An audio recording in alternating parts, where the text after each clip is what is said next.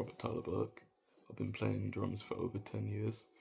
I've been in over 3 bands in the past, and I've been able to have opportunities to session both in a live and in a recording context.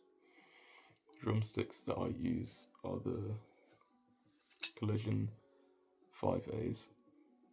I think these are the best drumsticks to play mainly rock and metal because of how durable they are and just how good they sound on the heads and on the cymbals.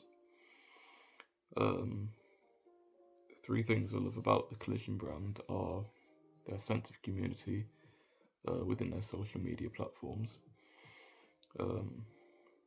their determination to post their artists as much as possible on as many of their social platforms as they can, and just the fact that they have really good drumsticks. I've been really happy to be playing with my sticks.